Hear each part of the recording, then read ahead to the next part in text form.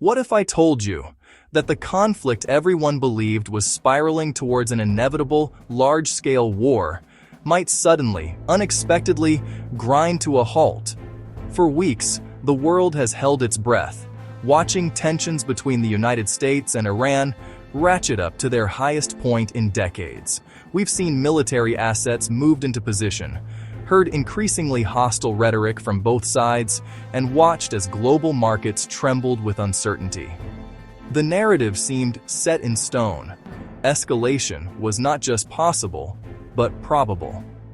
The question on every analyst's mind wasn't a wider conflict would erupt, but what if that entire narrative was just flipped on its head?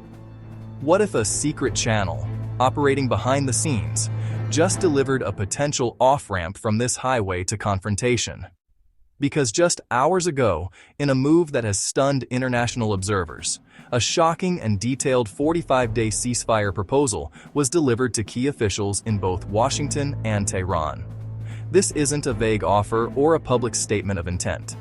Sources familiar with the matter describe it as a comprehensive, multi-stage plan, brokered by a neutral third-party nation, aimed at de-escalating the immediate military crisis.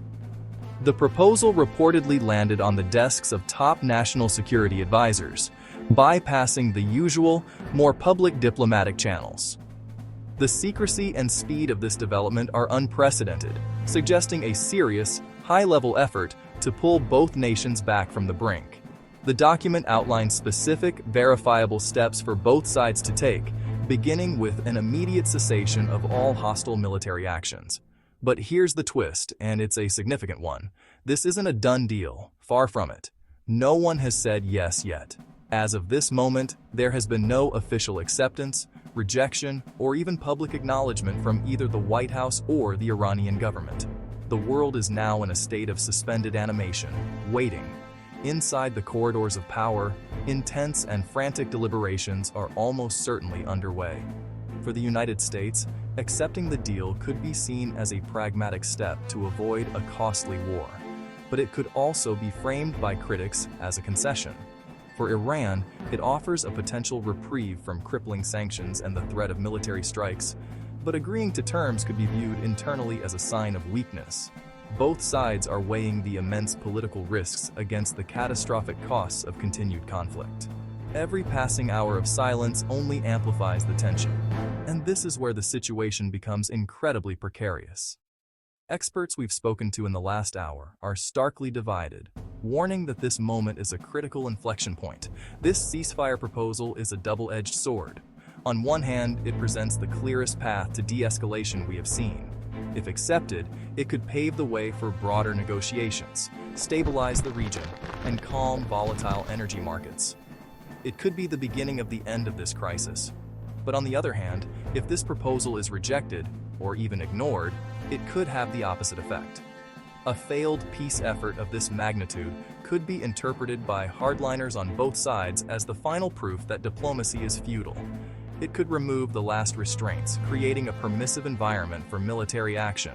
Some analysts are warning that a rejection could act as a trigger, a point of no return that accelerates the timeline toward a direct confrontation, potentially something far bigger and more devastating than anyone had previously anticipated. The failure of this deal could, paradoxically, become the very catalyst for the war it was designed to prevent. The stakes have never been higher. We begin with breaking news that could mark a pivotal turning point in the ongoing conflict. According to multiple well-placed reports, a new comprehensive ceasefire plan has been formally submitted to the primary parties.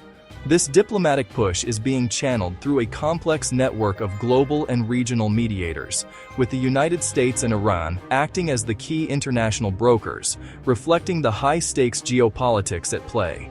Crucially, this effort is also being supported by a trio of influential regional powers: Pakistan, Turkey, and Egypt. Their involvement is strategic. Each brings unique leverage and diplomatic channels, aiming to stabilize a region teetering on the brink of a wider war. Their collective weight is seen as essential to not only broker the deal, but also to guarantee its implementation.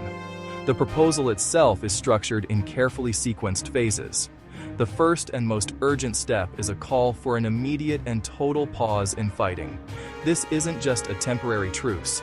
It's designed as a complete cessation of all offensive military operations, intended to create a window for de-escalation and allow for critical humanitarian aid to reach besieged areas. This initial pause would then trigger the second phase, a 45-day period of intensive, direct negotiations. This is where the hard work would begin, tackling the core issues that have fueled the conflict for years. On the table will be a framework for the release of hostages and prisoners, a highly sensitive and emotional issue that has been a major stumbling block in past talks. The negotiations would also aim to establish long-term security guarantees for all sides, addressing the fundamental fears and threats that prevent a lasting peace. Finally, the talks are expected to define the parameters for a demilitarized buffer zone and outline a roadmap toward a more permanent political settlement. Sources close to the talks emphasize that while ambitious, this framework represents the most serious diplomatic initiative in months. Both sides have confirmed receipt of the proposal and have stated they are reviewing its terms, a cautious but necessary first step. The world is now watching, waiting to see if this glimmer of hope can finally break the cycle of violence. This is not just another update. This could decide the future of the entire region. Energy routes and vital oil shipments hang in the balance today. Tankers and straits decide prices everywhere.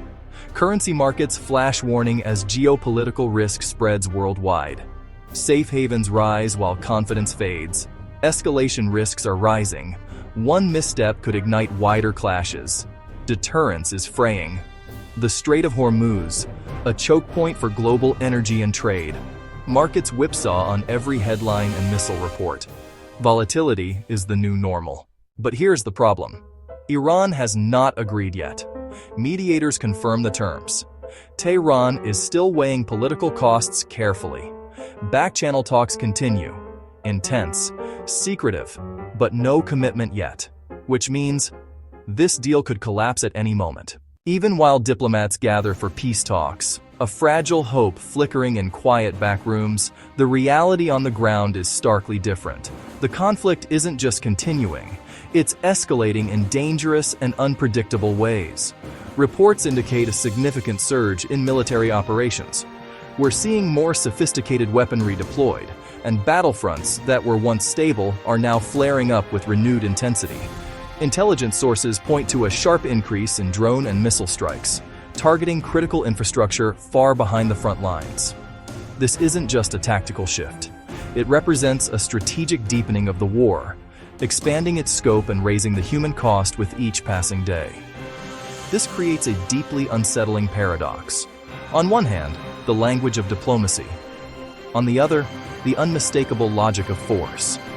Is this a classic fight and talk strategy, where each side uses military pressure to gain leverage at the negotiating table? Or are we witnessing a dangerous disconnect, where hardline factions are actively undermining any chance for a diplomatic resolution? The risk is that these escalations could create new, irreversible facts on the ground, making any potential peace agreement obsolete before the ink is even dry. Every strike and counterstrike threatens to pull in regional neighbors, transforming a contained conflict into a wider, more devastating regional war. The international community watches, holding its breath, as the situation balances on a knife's edge. So the fundamental question remains, hanging over every headline and every diplomatic cable. Are we actually moving toward a genuine, sustainable peace? Or are these talks merely a strategic pause, a prelude to something far worse? This is not just a ceasefire, it's a test. Step 1. Halt all offensive operations immediately and verifiably. Step 2. Begin monitored exchanges of prisoners and hostages. Step 3. Open direct talks on binding security guarantees. But history shows ceasefires like this don't always last. Best case scenario. Oil lanes reopen, tensions ease across the Strait of Hormuz, prices stabilize as risk premiums finally fade. Negotiators align around a phased de-escalation roadmap. Worst case scenario. The proposal collapses, red lines harden overnight, regional proxies ignite new fronts across the map. Global markets dive as energy shocks ripple outward. And right now, both outcomes are possible. This isn't just about two countries. Oil spikes hit shipping, airlines, and consumers worldwide. Indices swing wildly. Safe havens outperform risk assets. Security alerts intensify from the Gulf to the Mediterranean. One headline can move trillions within seconds today. Here's what makes this even more unpredictable. Leaders on both sides are sending mixed signals. Which means anything can happen next. So, is this the beginning of peace, or just the calm before something bigger? We'll be tracking every update, because the next few days could change everything.